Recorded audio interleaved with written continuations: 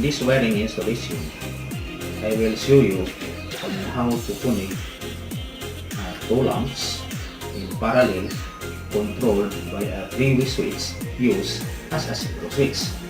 First is we should have to differentiate between a single switch and a three-way switch. We will use continuity tester to determine where is a single switch and a three-way switch. Now let's start on this kind of switch. So these terminals, two terminals are connected.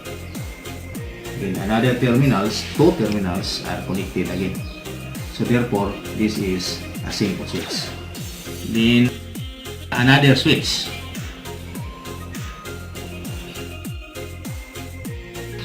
These two terminals again are connected. Then how about this? The two terminals are open. Therefore, this kind of switch is a three-way switch. That is an identification of a three-way switch. So we'll use these two terminals as a single switch.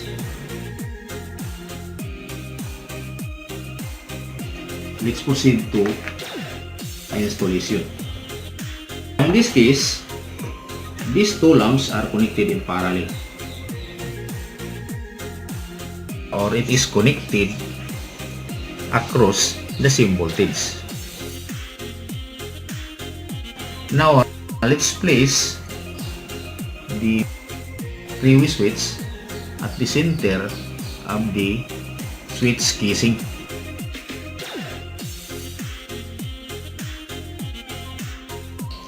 Then we'll connect the black conductor or wire at the common, because this is the two terminals which is connected. Then this white conductor will be connected in this terminal, or you can use this terminal also.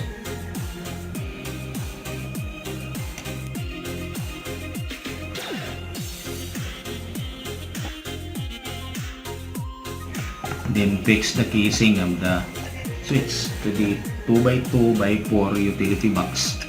This made of metal.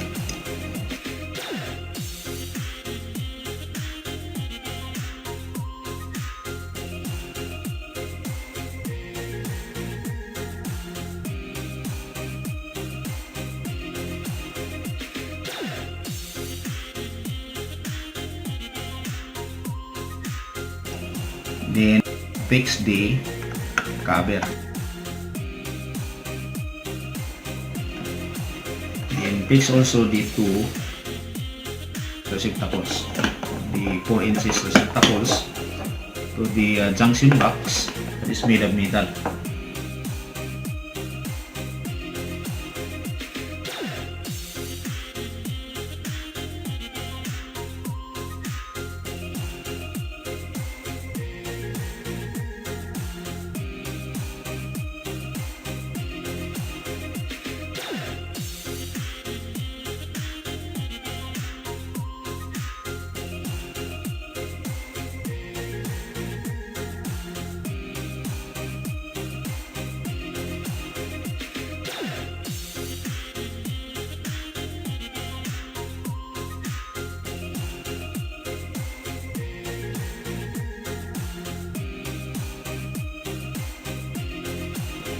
Then let's proceed to skinning.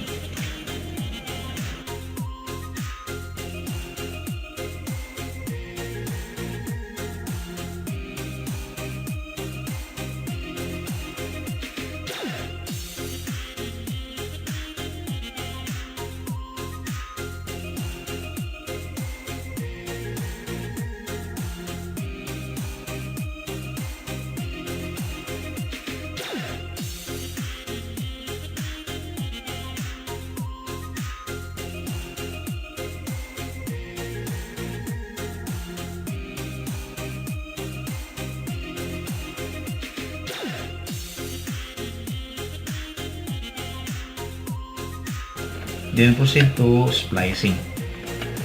So again, we'll use the coding technique. So white source, then white lamp. White source, white lamp.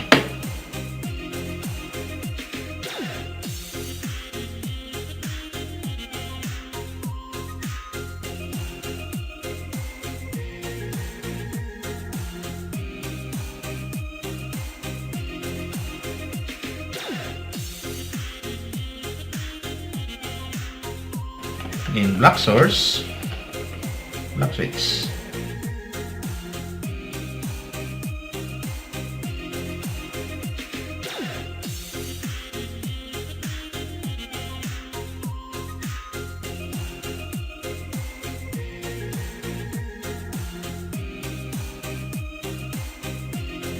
Then white switch, black lamp.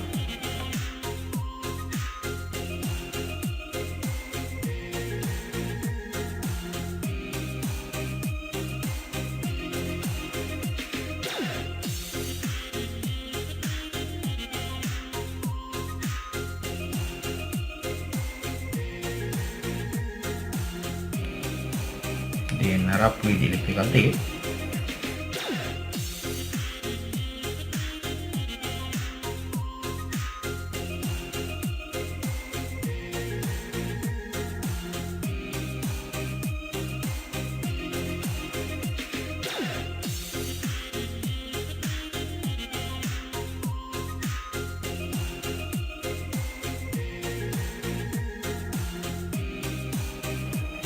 Fix that to incandescent lamp to the receptacle.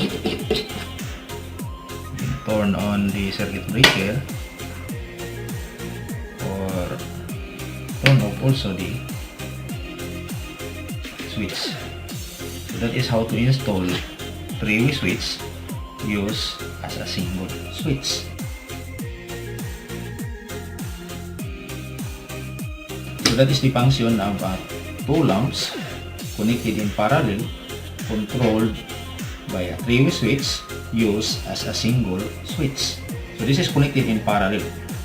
Let's try to remove the first lamp, then the second lamp still in function because that is connected in parallel.